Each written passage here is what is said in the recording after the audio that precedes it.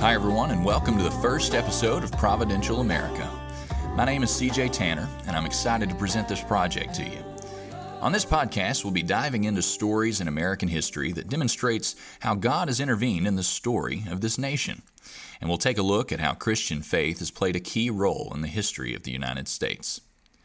Many in the founding generations of the United States referred to the working of God in human affairs as Divine Providence. From the earliest days of America's history, there have been examples of the hand of divine providence working in amazing ways, often in the midst of immense tragedy and suffering. Many of these stories have either been forgotten or downplayed in recent decades. This podcast aims to address that, and we'll be examining many of these stories together. The time for forgetting is over. America's history, like the history of all mankind, is not just our story. It's His story. Too often, folks try to explain away the events of history as merely the result of human decision and chance. But in reality, where we are today is the result of the sovereignty of divine providence. In this first episode, we're going to take a look at a story that at first glance may seem very familiar to most of us. The story of Squanto. Now, you probably already know about how Squanto taught the struggling Pilgrims how to grow crops in the rocky New England soil. But how much more of his story have you ever heard? His is a story of survival, of intense loss, of grace, and of divine appointments. This is the story of Squanto, a special instrument of God.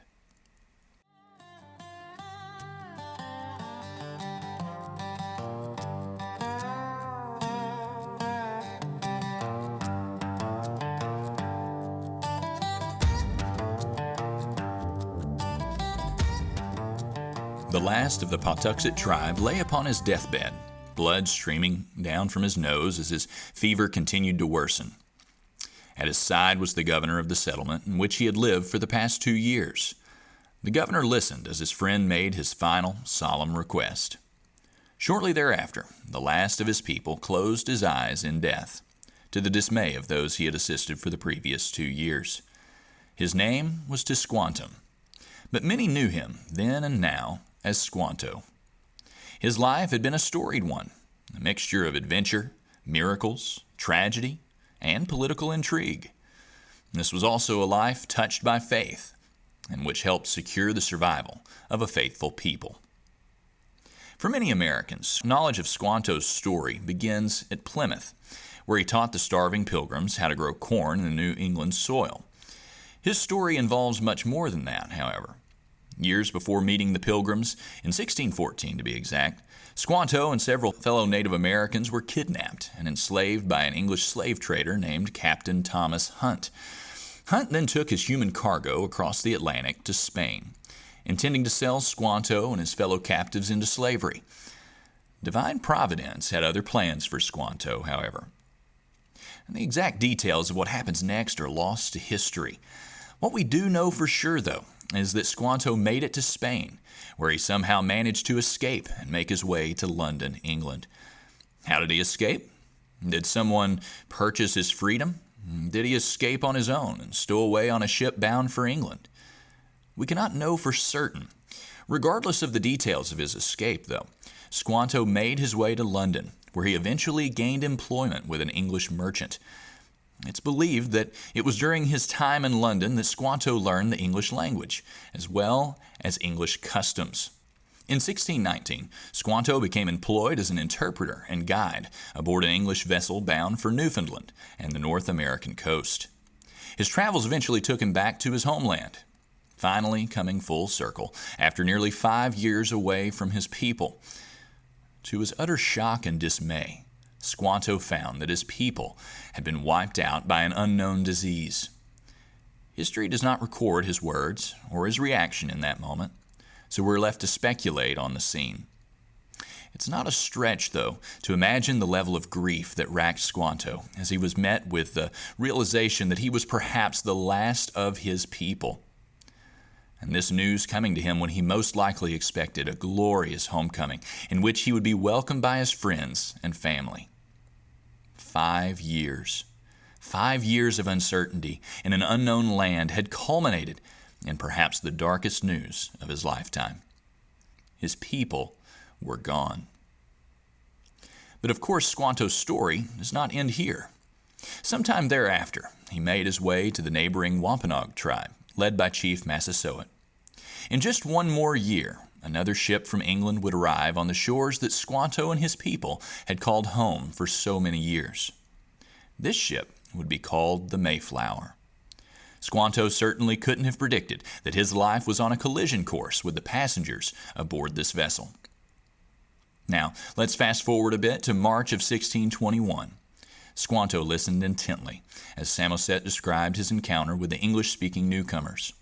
On March 16th, Samoset of the Abenaki people had simply walked into the middle of the settlement these Englishmen called Plymouth, and in their own tongue declared, "Welcome, Englishmen!" The surprise of these starving, pale-skinned souls had been evident as they experienced their first major encounter with a native of North America.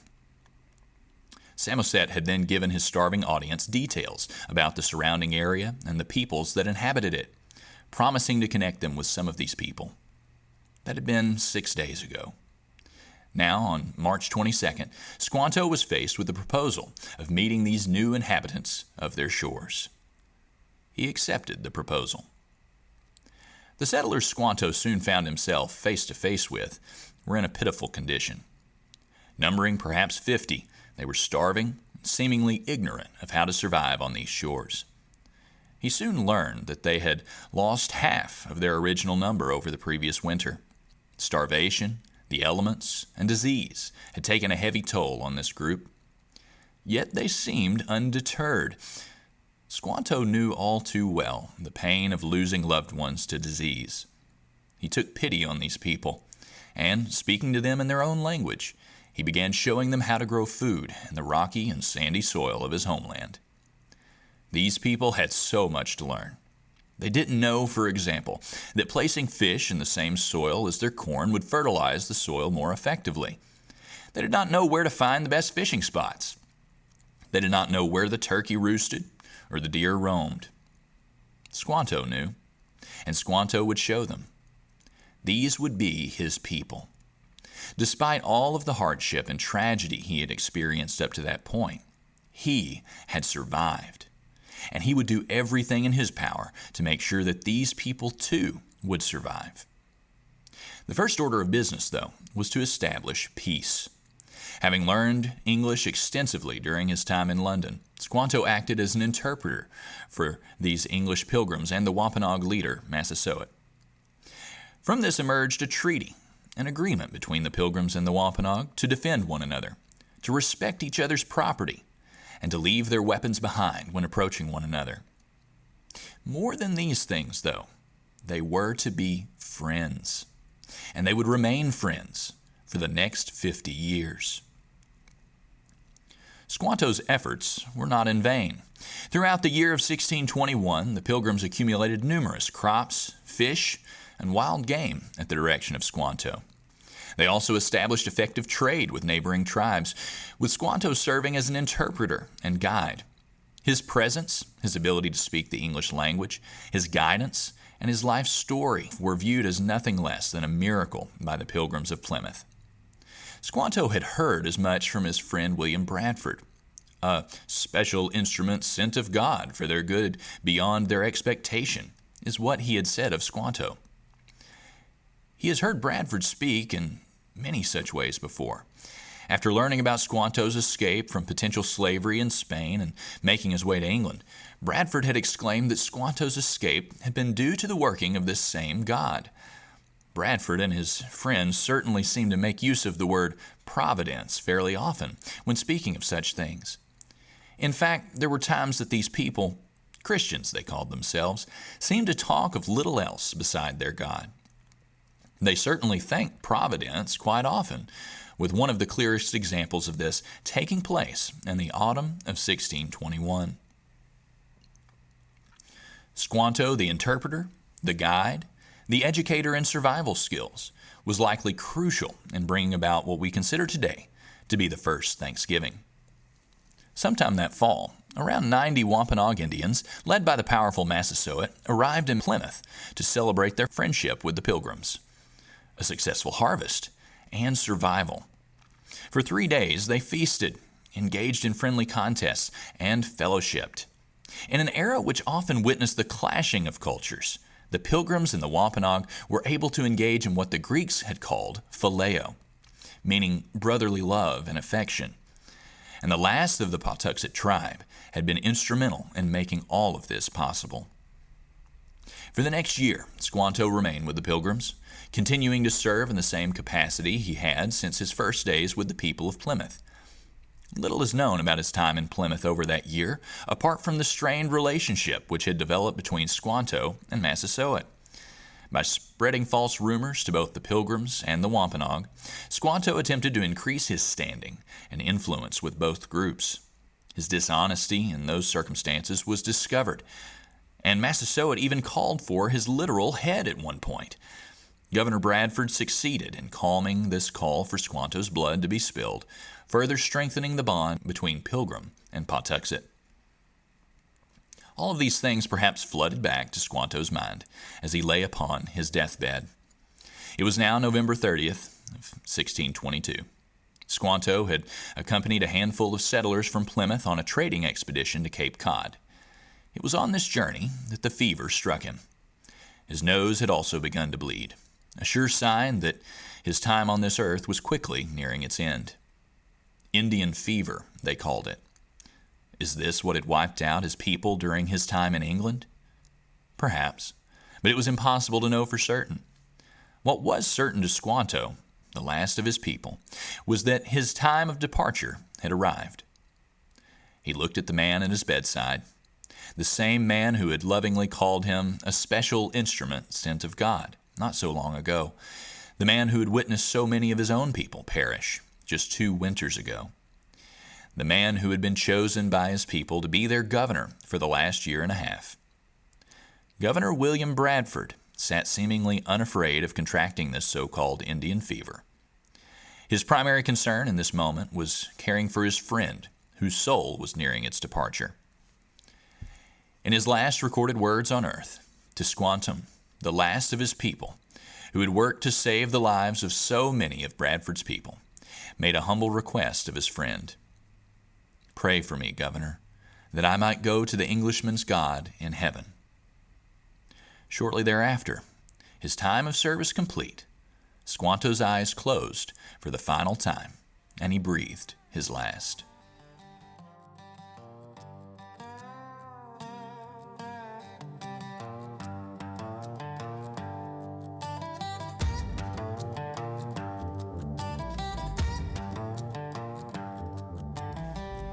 This is one of my favorite stories in all of America's history.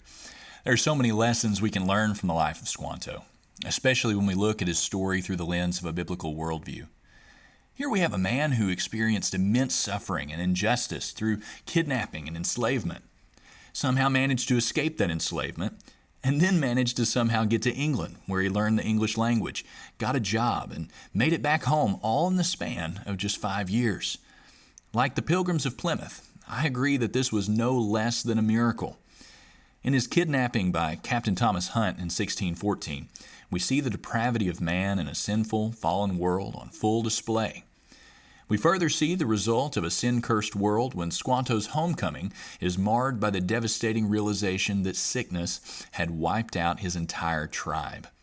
How overwhelmingly difficult it must have been for Squanto to carry on in light of these realities.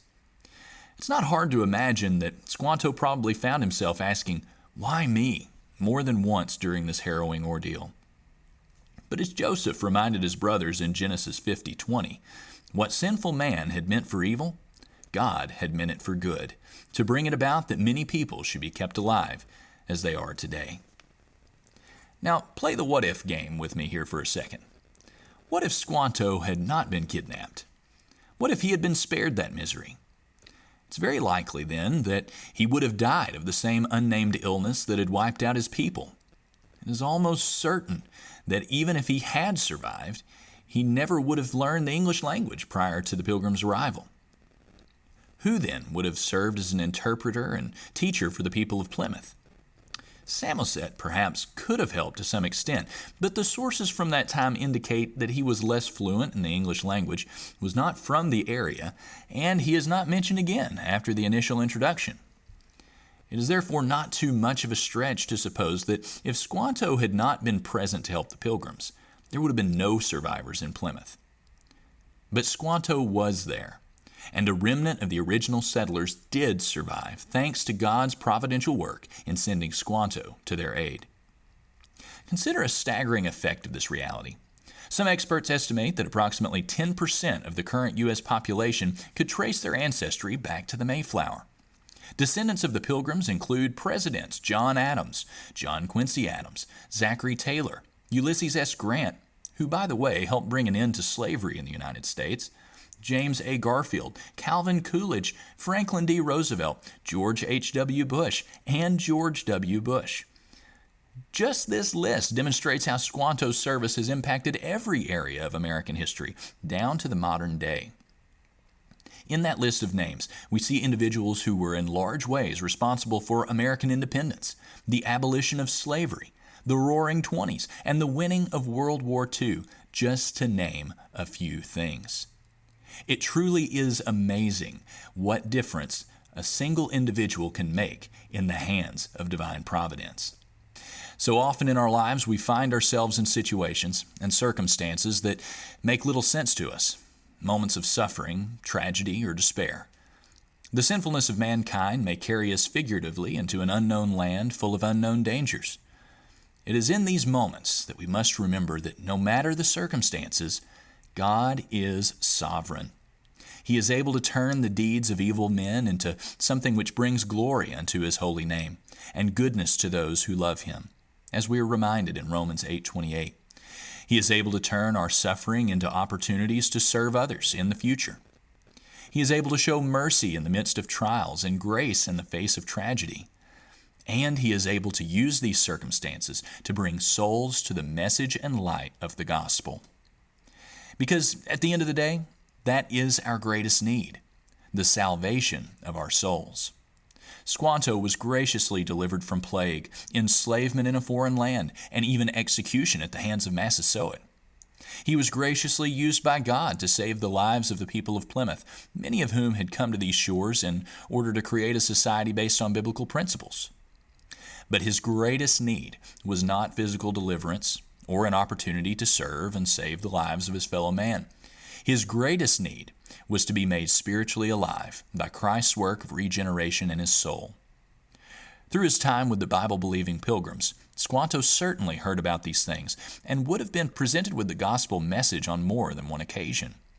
And in spite of all the adventures he had experienced in his young life, in his final moments, the state of his soul was what was on his mind. "Pray for me, Governor, that I may go to the Englishman's God in heaven." Eternity was near, and Squanto was apparently concerned with where he would spend that eternity. Whether this request also included repentance of sin and belief in the gospel is unknown to us, but I dearly hope that he gave his heart and life to Christ before closing his eyes in death. This serves as a reminder to us as we look back on his story, the words of Hebrews 9:27, which declare, "It is appointed for man to die once, and after that comes judgment." Like Squanto, we all face the reality of mortality, and unless Christ returns in our lifetime, as the old preacher said, there ain't none of us getting out of this thing alive. We must therefore be ready. May we not wait until we lay upon our deathbed to consider the eternal state of our souls. May we repent and believe in the gospel today.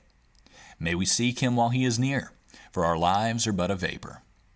Recall the words of the Apostle Paul in Romans 10:9, where he says, "If you confess with your mouth that Jesus is Lord and believe in your heart that God has raised Him from the dead, you shall be saved." And may each of us, with a firm reliance on the protection of divine providence, seek to also be special instruments sent of God to fulfill His purposes and to serve His people. Thanks for listening. We'll see you next time.